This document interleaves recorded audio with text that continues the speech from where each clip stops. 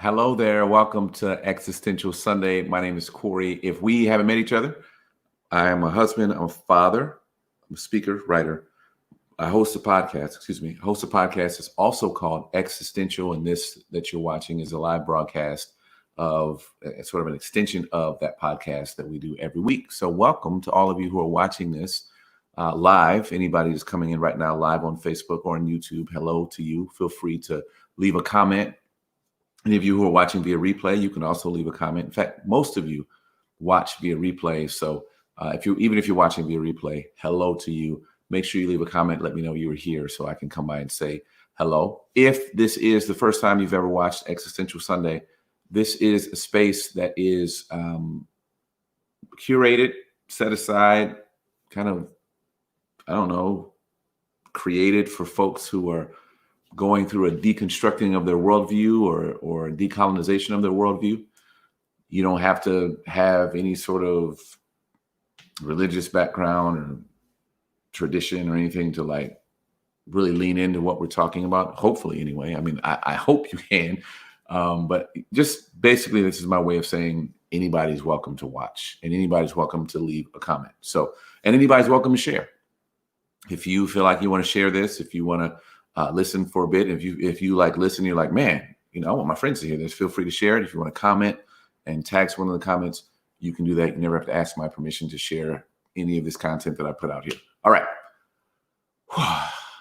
Now that I've said all that, what a great week it was, man. It was a great week. Last week was awesome. For all the reasons that most of you probably already know. And yeah, there is a lot of work to do still, but it was nice to see a peaceful transfer of power, especially given the fact that January 6th seemed to indicate that we wouldn't get that. Like we kind of take for granted the United States that we're always going to have a peaceful transfer of power, but man, I mean, it didn't look like we were going to have a peaceful transfer of power, and we got it. And I think that's something to celebrate. And secondly, for the first time in the history of the United States.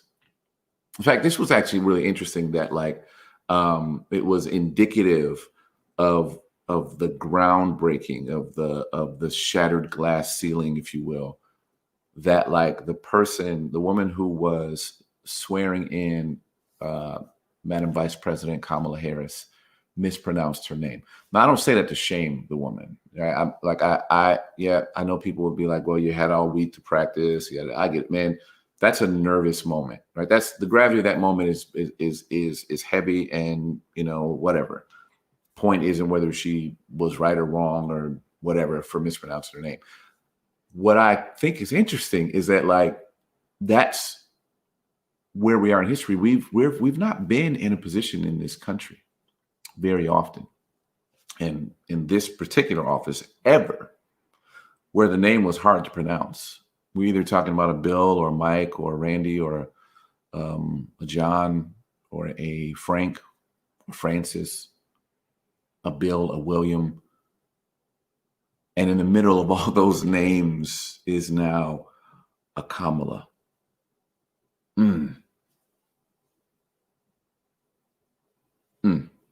Yeah. It's a good day. Whoo. Yeah. That mainstream America dominant culture is now moving forward. What we're pushing towards, what we are contending for is that dominant culture will continue to have to learn the names, how to pronounce the names of people who may not have come from their country, their ethnicity, they're non-white. Hell, let's make it plain. That dominant culture now has to learn other culture and other names, and man, I'm into it. I dig it. That's not what today's about, though. I kind of got there. I wanted to, highlight a couple things. Of course, I wanted to also highlight the fact that, man, we have gotten the greatest memes from last week. The inauguration gave us the greatest meme of all time. Bernie Sanders, I'm still not tired of it. I mean, maybe you are, but the Bernie Sanders memes are like top shelf. Thank you, Bernie, for showing up as the grumpy old man that you are. But none of that is what I really want to talk about today. I want to share a story with you, and hope I'm going to try to be like briefer than normal. Briefer is not a word. Okay, I'm off to a bad start. I woke up.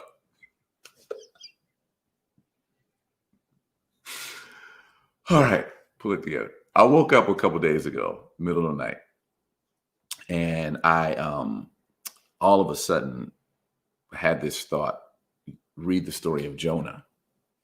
I don't wake up in the middle of the night often and just roll over and read my Bible.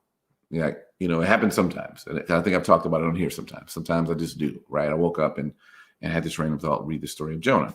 No idea why. So I rolled over, read the story of Jonah. I'm going to tell you the story of Jonah from my vantage point as I remember it, right, from what I read. And then I want to give you some kind of a book report, if you will, on it, like some things I take away from it that may be helpful to you as we sort of continue to move into a world where we are seeing what happens when people from the margins start to push for more space. And, you can kind of see the tension that creates. You can see the way that people resist that. You can see in the way people comment on political things that we are living in a day and age where there is just a lot of pushback against the advancement of inclusion, the advancement of more people and identities and experiences and ways of thinking coming to the center of the room and occupying space. Like we're sort of witnessing that. So hopefully some of the things that I saw in Jonah might help with some of your personal interactions in the time we're living in. So story of Jonah is about this guy. He's in Jerusalem. He's a prophet. And it starts with God coming to him and saying, hey, I want you to go over here to these people in this town, Nineveh, and I want you to tell them basically that I hate them and I'm going to destroy. I mean, in essence, it's like God's like, hey, I want you to go over here and tell these people that I'm going to destroy their town. And I'm about to wipe them off the map. All right. So imagine getting that assignment, right? Like if you've ever had to deliver bad news, if you ever had to fire somebody, if you're a person who's, in management, you had to fire somebody, but you actually like them, but your bosses didn't, you know what I mean? So maybe Jonah has this kind of feeling I got to go deliver this bad news. So Jonah, after he hears this, instead of going where God told him to go, he goes the other way. And most of my life as coming from the Christian tradition, I viewed this story as being about obeying God. When God tells you to do something, you obey God. You don't ask no questions. You just do what God says. So, I think I missed some of the richness of what I'm about to share with you in this story because I just have this real, I don't know, rudimentary. I think that's the word. Rudimentary understanding of how this story works, right? So Jonah decides to go the other way from where God wanted him to go. He gets on this ship going to Tarshish, Tarla, to other town. Okay, I don't want to try to say it. I messed it up. Another town, not the one he was supposed to go to. And he's on this ship, and then the storm comes, and the people on the boat are like, man, this is what's happening. Let everyone go ask your God why this storm is happening. And so then they found Jonah at the bottom of the boat, and they're like, dude, what's going on? Can you talk to your God? Is this you? Did you do this to us? Did you make your God mad? And Jonah's like, yeah, y'all, it was me.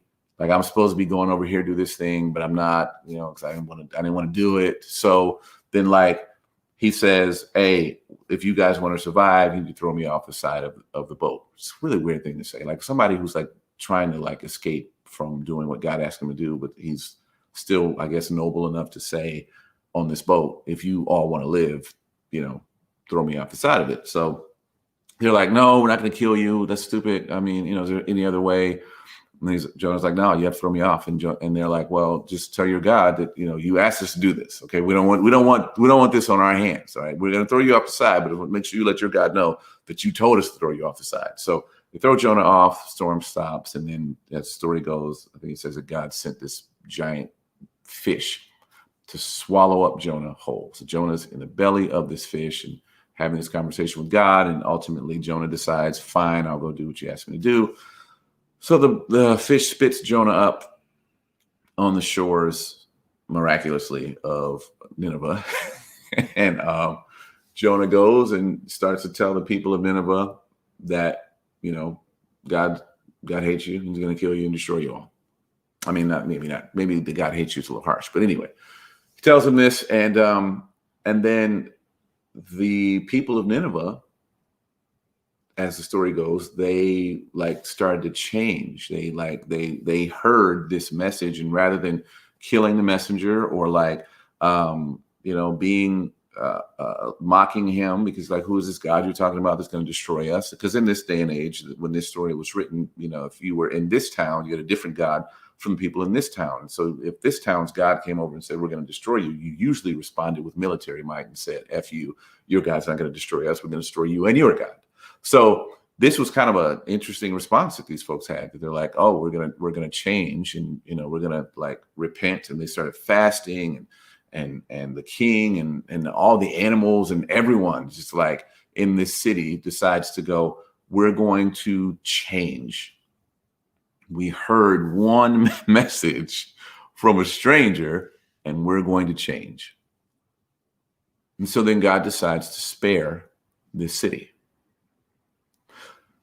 And then this is when I read this story this week. This is when I realized that all this time I thought Jonah was running away because Jonah, or at least the way I remember the story is because Jonah didn't want to deliver bad news to people.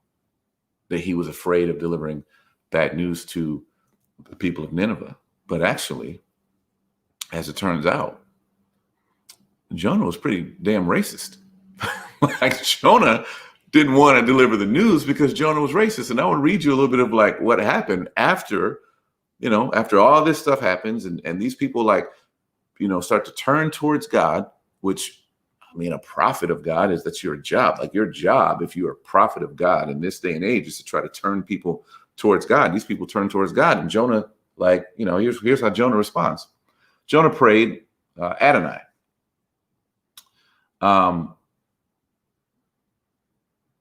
Sorry, let me try to read this. I'm looking at what I'm reading. He basically, Jonah prayed, did not say this would happen when I was still in my own country.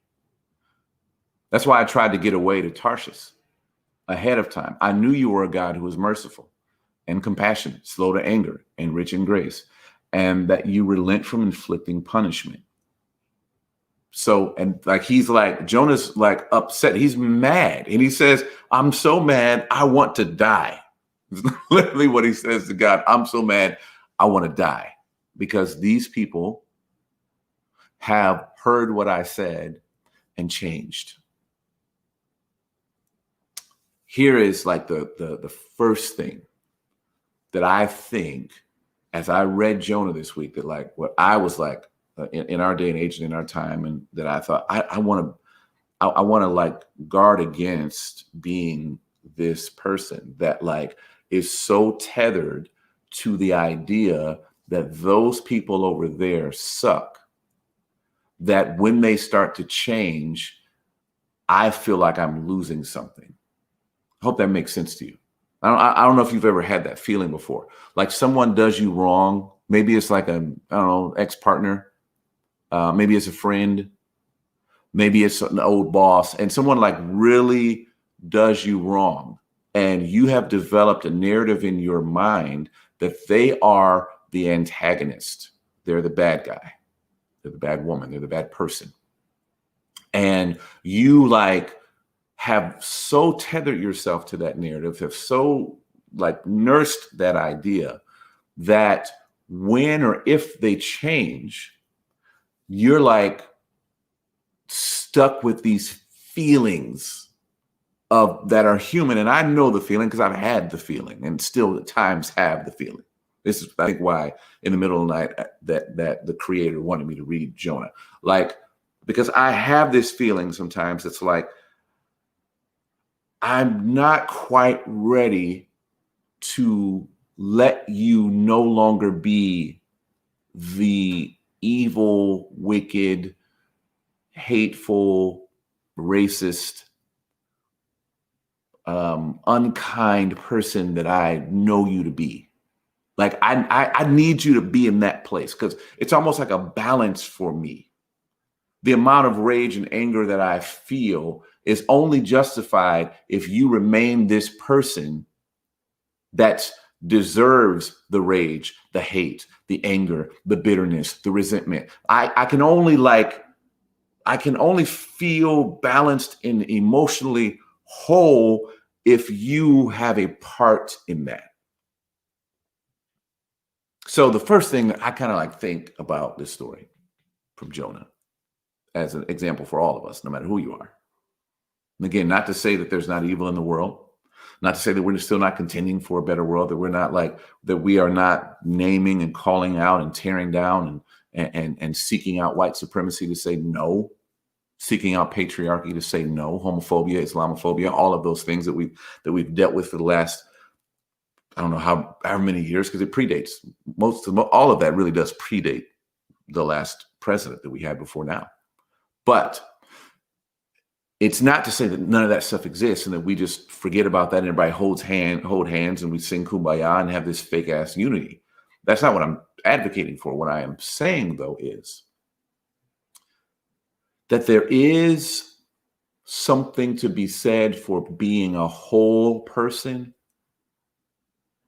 a person whose mental health and ability to love and forgive is intact, because you've not tethered yourself to the idea or to another person to make you whole. So sometimes you can become the kind of person who like needs an antagonist, who that antagonist actually becomes half of your half, because you are not a whole person yourself.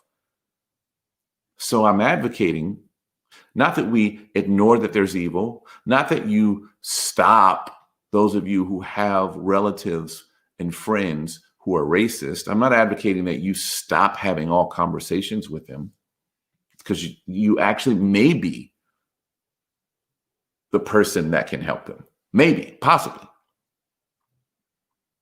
But that as we're doing this, we are keeping our sense of goodness and virtue, justice and peace and compassion and mercy and humanity intact. Because when I cannot allow a person to change, especially those of us that are sort of in this anti-racism world, it's so easy for people to get woke and forget the fact that they were asleep. At one point, you were also asleep. It's the human condition to be asleep on something. The wokest folks in the world are asleep on something. There's something that you have not encountered yet. There's something you've not experienced yet. There's something that you don't know. And I think that to remember that and hold that is to hold our humanity. To lose that is to become this arrogant, egotistical, nobody can tell me anything person that does not allow people off the hook when they are showing legitimate change. In this story, the people that Jonah went to showed legitimate change and then received divine mercy. And that divine mercy was offensive to Jonah, who had held such a hatred in his heart for this group of people that he could not stomach sharing space with them, sharing his God with them, sharing the mercy of God with them. He could not stomach it, which leads me to the last thing that I take away from this story.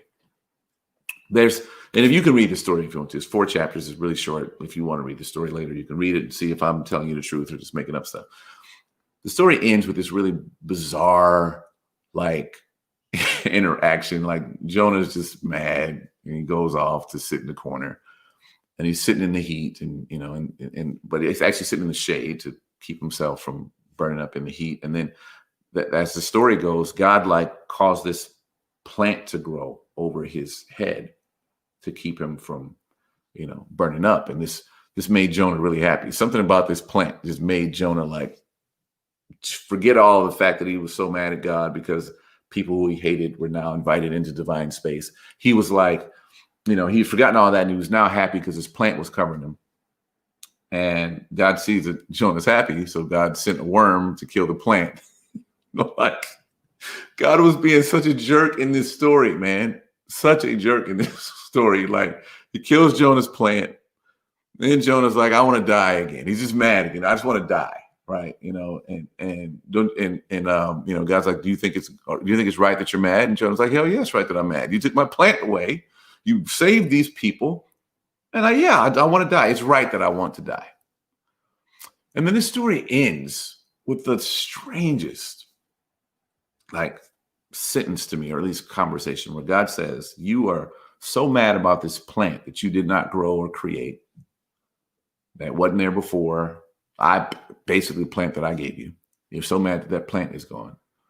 Shouldn't I also be concerned about the people of Nineveh who don't know their right hand from their left? Shouldn't I be concerned about them and their animals? The end. That's like the end of the story. Is so weird. But as I thought about why would people write this down? Why would this story stand the test of time the way that it has? Why would it be passed down from generation to generation? I think there's something very human. Like I already said, first of all, there's something very human about not wanting to see people you hate get mercy from God or see them change. I mean, I think there's something very human about that. While it's ironic, but I think it's very human. Secondly, I think this story ends for me with a picture that not even God can change some people's minds. That some people hate other people so much that not even God can change them. Not like that there are folks that you will try to convince that these people over here, they're human beings. I know that you think Antifa and Black Lives Matter are these people running around trying to kill every white person that they see. And I know that you think that Black folks are violent and Black on Black crime is the problem, and Black people don't work hard and they're lazy. Yeah, all these things that some of your relatives think. I mean, let's just keep it 100. Kyle and Karen actually believe those things, even if they don't say them. Your grandmother Karen actually does say those sorts of things. Okay, I know she does. I know that your grandpa Kyle says those things. Your uncle might also, right? So there are people who hold those beliefs about other people, and if God can't change people's minds, what makes you think that you can? So then you have to ask yourself, if I can't change their mind, what then do I do in my relationship to them? How do I interact with them? How do I continue to deal with them? I still continue to bring that question to you for you to continue to wrestle with, because I don't know the answer to that. This is the ongoing wrestling, right? That's I bring that up not to tell you this is exactly what you do, but I bring it up to say I think I see in this story a little bit of that same thing, that God's going, Jonah, those people ain't as bad as you think they are. And Jonah's like, I don't care. I want to die. And maybe sometimes you got to walk away from people and let them die. I don't know. Maybe that's how we don't know how it ended. It just ended with this last thing that God said, and then that was it. We don't know. Did Jonah change his mind? Did Jonah go back and say, oh, cool, I'm going to be friends with Ninevite people? I don't know. But I do think it's interesting that we don't see this transformation from racist Jonah's way of thinking. The other thing, last thing, and then I'm going to be done with you. The story begins with a very interesting sentence.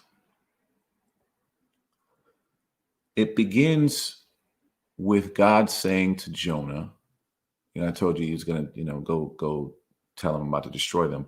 But the reason that God said he was going to destroy them, at least in the version that I read, the complete Jewish Bible, it said, I've become aware of their wickedness. And I found that sentence really interesting and striking, because Jonah's story begins with an awareness of their wickedness. And it ends with us seeing and being aware of Jonah's wickedness.